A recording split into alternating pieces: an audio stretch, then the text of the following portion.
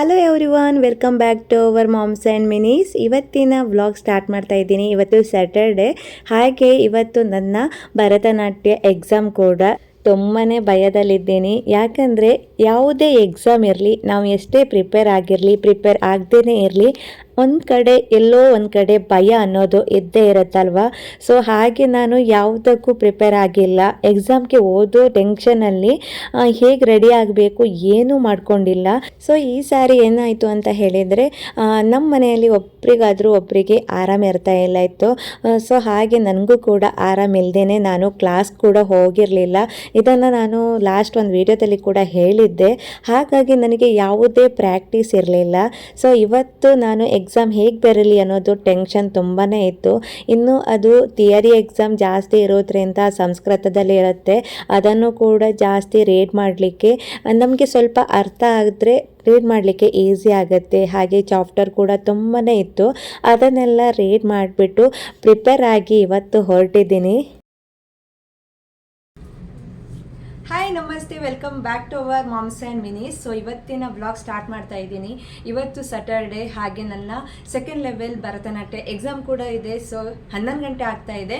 ಹಾಗೆ ನಾವು ಇವತ್ತು 12 ಗಂಟೆಗೆ ಎಕ್ಸಾಮ್ ಬರೀಲಿಕ್ಕೆ ಹೋಗಬೇಕು. ಇಲ್ಲೇ ನಿಯರ್ ಬೈ ಆಗುತ್ತೆ. ಸೊ ಹಾಗಾಗಿ ಈ ರೀತಿಯಾಗಿ ರೆಡಿಯಾಗಿದ್ದೀನಿ. ಸೊ ಇವತ್ತಿನ ವಿಡಿಯೋನ ಇವತ್ತು ಸ್ಟಾರ್ಟ್ ಮಾಡಿದ್ದೀನಿ. ಸೊ ಎಕ್ಸಾಮಲ್ಲಿ ನನಗೆ ವಿಡಿಯೋ ಮಾಡಲಿಕ್ಕೆ ಆಗೋದಿಲ್ಲ, ಆದರೂ ಕೂಡ ನಾನು ಇವತ್ತಿನ ವ್ಲಾಗನ್ನು ಇವಾಗ ಸ್ಟಾರ್ಟ್ ಮಾಡಿದ್ದೀನಿ. ಹಾಗೆ ಬಂದು ನಿಮಗೆ ಎಕ್ಸಾಮ್ ಹೇಗಾಯಿತು ಅನ್ನೋದನ್ನು ಶೇರ್ ಮಾಡ್ತೀನಿ. ಸೊ ಹಾಗೆ ನಾನು ಕೆಲವೊಂದು ಕ್ಲಿಪ್ಸನ್ನು ತೆಗೆದುಕೊಂಡಿದ್ದೆ. ನನ್ನ ಮೆಮೊರಿಗೋಸ್ಕರ ಆ ಕ್ಲಿಪ್ಸನ್ನು ಇಲ್ಲಿ ಆ್ಯಡ್ ಮಾಡ್ತೀನಿ. ಸೊ ಇಷ್ಟ ಆದರೆ ಪ್ಲೀಸ್ ಲೈಕ್ ಮಾಡಿ, ಅನಿಸಿಕೆಯನ್ನು ಕಮೆಂಟ್ ಬಾಕ್ಸಲ್ಲಿ ತಿಳಿಸಿ. ಸೊ ಬನ್ನಿ, ಇವಾಗ ನಾನು ಸ್ವಲ್ಪ ಪ್ರಾಕ್ಟೀಸ್ ಮಾಡಿ 11:15 ಹಾಗೆ ಹೊರಡ್ತೀನಿ. ಸೊ ಹಾಗೆ ಮತ್ತೆ ನಿಮಗೆ ಬಂದು ಸಿಗ್ತೀನಿ. ಬಾಯ್. ಯಸ್ಯ ವಾಚಿಕಂ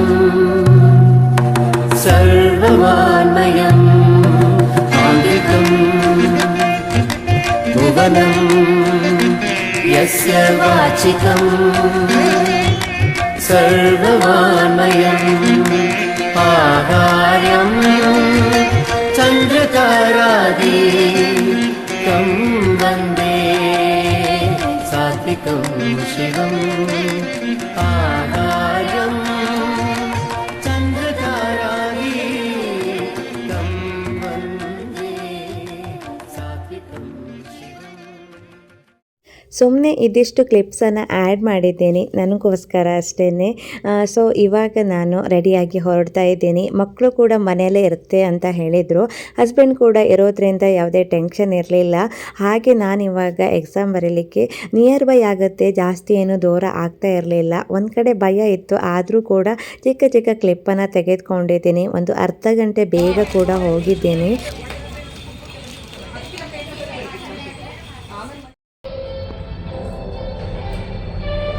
ತುಂಬಾ ಈಸಿ ಆಯಿತು ಎಕ್ಸಾಮು. ತುಂಬ ಖುಷಿ ಆಗ್ತಾ ಇದೆ. ಸೊ ಏನೇನೋ ಅಂದ್ಕೊಂಡಿದ್ದೆ, ಬಟ್ ವಾವ್, ತುಂಬ ಖುಷಿ ಆಯಿತು. ಅರ್ಧ ಗಂಟೆಲೇ ಎಕ್ಸಾಮ್ ಮುಗ್ದಿತ್ತು. ಖುಷಿ ಆಯಿತು, ತುಂಬಾ ಈಸಿ ಆಗಿತ್ತು.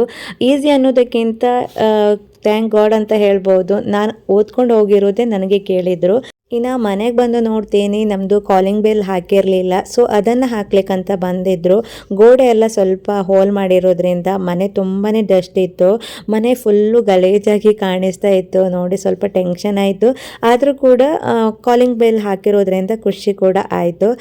ಹೇಳೋಕ್ಕಾಗಲ್ಲ, ಚಿಕ್ಕ ಚಿಕ್ಕ ಕೆಲಸ ಇರುತ್ತೆ. ಒಂದು ಹೊಸ ಮನೆ ಕಟ್ಟಿದ ಮೇಲೆ ಅದನ್ನೆಲ್ಲ ಒಂದೊಂದೇ ಆಗಿ ಮಾಡ್ತಾ ಇದ್ದಾರೆ. ಚಿಕ್ಕ ಪುಟ್ಟ ಕೆಲಸ ಬಾಕಿ ಇರೋದಾದರೂ ಕೂಡ ಈ ಚಿಕ್ಕ ಪುಟ್ಟ ಕೆಲಸದಿಂದಲೇ ನಮ್ಮ ಕೆಲಸ ಜಾಸ್ತಿ ಅಂತ ಅನ್ನಿಸೋಕ್ಕೆ ಸ್ಟಾರ್ಟ್ ಆಗುತ್ತೆ. ಇನ್ನು ಮನೆಗೆ ಬಂದು ತುಂಬಾ ಪ್ರಾಕ್ಟೀಸ್ ಮಾಡಿದ್ನಲ್ವ. ರಾತ್ರಿ ನಾನು 4 ಗಂಟೆಗೆ ಎದ್ದು ಪ್ರಾಕ್ಟೀಸ್ ಮಾಡಿದ್ದೆ.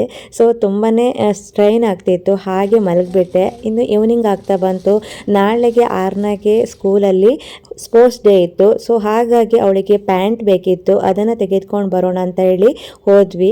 ಸೊ ಹಾಗೆ ನಿನ್ನಿನ ವಿಡಿಯೋದಲ್ಲಿ ಶೇರ್ ಮಾಡಿದ ಹಾಗೆ ಕೆಲವೊಂದು ಸೊಪ್ಪುಗಳನ್ನ ತೆಗೆದುಕೊಂಡು ಬಂದಿದ್ದೆ. ಅದರಲ್ಲಿ ಒಂದು ಕಾಳಿನ ಸೊಪ್ಪು ಕೂಡ ಇತ್ತು. ಅದನ್ನು ಅದ್ವಿನ್ ಹತ್ರ ಕ್ಲೀನ್ ಮಾಡಿ ಕೊಡ್ಲಿಕ್ಕೆ ಅಂತ ಹೇಳಿದೆ. ಹಾಗೆ ಮೆಂತ್ಯ ಸೊಪ್ಪಿತ್ತು, ಅದರಲ್ಲಿ ಪಲ್ಯ ಮಾಡಿ ಏನಾದರೂ ಒಂದು ಸಾಂಬಾರು ಮಾಡೋಣ ಅಂತ ಹೇಳಿ ರೆಡಿ ಮಾಡ್ಕೊಳ್ತಾ ಇದ್ದೀನಿ. ಇನ್ನು ದಿನಾಲೂ ನಾವು ಗೃಹಿಣಿ ಆದಮೇಲೆ ಸುಸ್ತು ಅಂತ ಹೇಳಿ ಅಥವಾ ನಮಗೆ ಇವತ್ತು ಒಂದು ಕಡೆ ಆಗೋದಿಲ್ಲ ಅಂತ ಹೇಳಿ ಕೂತ್ಕೊಳ್ಳಿಕ್ಕೆ ಟೈಮೇ ಸಿಗೋದಿಲ್ಲ. ಯಾಕಂದರೆ ಮಕ್ಕಳಿದ್ಮೇಲೆ ನಮಗೆ ಮನೆ ತುಂಬ ಕೆಲಸ ಇರುತ್ತೆ. ಸೊ ಸ್ವಲ್ಪ ರೆಸ್ಟ್ ಮಾಡ್ತೀನಿ ಅಂತ ಹೇಳಿದರೂ ಕೂಡ ಆಮೇಲೆ ಮತ್ತೆ ಗಡಿಬಿಡಿಯಲ್ಲೇ ಕೆಲಸ ಮಾಡಬೇಕಾಗತ್ತೆ. ಸೊ ಇವತ್ತು ಹಾಗೆ ಆಯಿತು. ನಾನು 2 ಗಂಟೆ ಹಾಗೆ ಬಂದು ಮಲಗಿಬಿಟ್ಟೆ. 1 ಅವರ್ ಮಲಗಿದ್ದೀನಿ.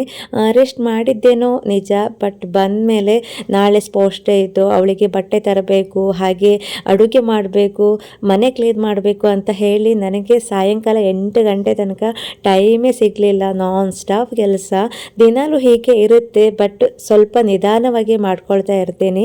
ಬಟ್ ಮಧ್ಯಾಹ್ನ ಏನಾದರೂ ರೆಸ್ಟ್ ಮಾಡಿದರೆ ಅಂತೂ ಮುಗೀತು, ಕೆಲಸ ಇನ್ನೂ ಜಾಸ್ತಿ ಅಂತ ಫೀಲ್ ಆಗುತ್ತೆ. ಸ್ಕಿಪ್ ಕೂಡ ಮಾಡ್ಬೋದು, ಆದರೆ ಮಾಡಲೇಬೇಕಾಗತ್ತೆ. ಹಾಯ್ ನಮಸ್ತೆ, ವೆಲ್ಕಮ್ ಬ್ಯಾಕ್. ಸೊ ಇವತ್ತು ನಾನು ನಿನ್ನಿನ ಬ್ಲಾಗನ್ನು ಕಂಟಿನ್ಯೂ ಮಾಡ್ತಾ ಇದ್ದೀನಿ. ಇವಾಗ ಬೆಳಿಗ್ಗೆ 8 ಗಂಟೆ ಆಗ್ತಾ ಇದೆ. 8:15 ಆರ್ನ ಸ್ಕೂಲಲ್ಲಿ ಸ್ಪೋರ್ಟ್ಸ್ ಡೇ ಇತ್ತು. ಸೊ ಹಾಗಾಗಿ ರೆಡಿ ಆಗಿದ್ದೀವಿ. ಆರ್ನ ಅದ್ವಿನ್ ಚಪ್ಪಲು ಹಾಕ್ಕೊಳ್ತಾ ಇದ್ದಾರೆ. ಸೊ ಹಾಗೆ ನಾನು ಜಸ್ಟ್ ವಿಡಿಯೋನ ಸ್ಟಾರ್ಟ್ ಮಾಡೋಣ, ಇವತ್ತಿನ ಬ್ಲಾಗ್ ಸ್ಟಾರ್ಟ್ ಮಾಡೋಣ ಅಂತ ಹೇಳಿ ಸ್ಟಾರ್ಟ್ ಮಾಡ್ತಾ ಇದ್ದೀನಿ. ಸೊ ಬನ್ನಿ ಇವತ್ತಿನ ಬ್ಲಾಗ್ ಹೇಗೆಲ್ಲ ಹೋಗುತ್ತೆ ಅಂತ ಹೇಳಿ ಇವತ್ತಿನ ಬ್ಲಾಗ್ ಇವತ್ತಿಗೆ ಎಂಡ್ ಮಾಡೋಣ ಅಂತ ಇದ್ದೀನಿ. ಸೊ ಹಾಗೆ ಆರ್ನ ಇವತ್ತು ಸ್ಕೂಲಲ್ಲಿ ಸ್ಪೋರ್ಟ್ಸ್ ಡೇ ಹೇಗೆ ಮಾಡ್ತಾಳೆ, ಹೇಗೆಲ್ಲ ಅವಳು ಮಾಡ್ತಾಳೆ ಅನ್ನೋದನ್ನು ಕ್ಯಾಪ್ಚರ್ ಮಾಡ್ಕೋತೀನಿ ಆದಷ್ಟು. ಸೊ ಬನ್ನಿ ಇವತ್ತು ಆರ್ನಾಳ ಸ್ಪೋರ್ಟ್ಸ್ ಡೇ ಗ್ರೌಂಡ್ಗೆ ಹೋಗೋಣ. Okay, bye. Are you ready Arna ji? चलो चलो टाइम हो गया.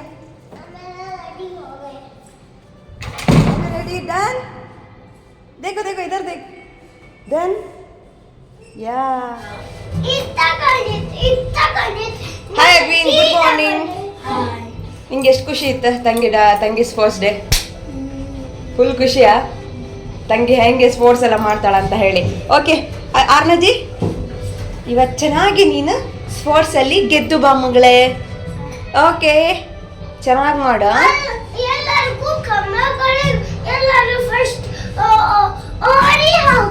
ಹೌದಾ, ಆ ಥರ ಗೇಮಾ? ಓಕೆ, ಚಂದ ಮಾಡಿ ಮಾಡಕ್ಕ.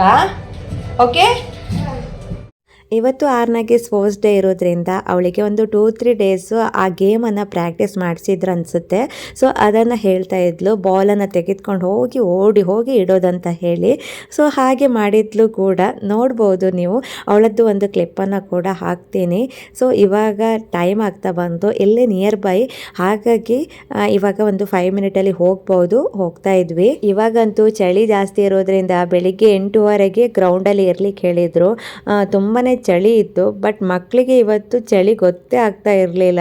ಅವರಿಗೆ ಹೋಗೋದೇ ಒಂದು ಖುಷಿ. ಸೊ ಇದು ಬಂದು ಬಾಸ್ಕೆಟ್ ಬಾಲ್ ಗ್ರೌಂಡು, ಇಲ್ಲೇ ಇರೋದು ಆರ್ನಂಗೆ ಸ್ಪೋರ್ಟ್ಸು. ಸೊ ನಮ್ಮ ಆರ್ನಾಜಿ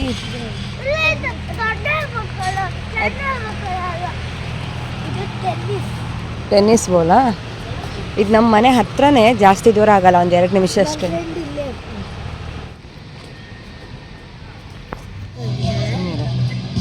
ಸೊ ನಮ್ಮ ಆರ್ನ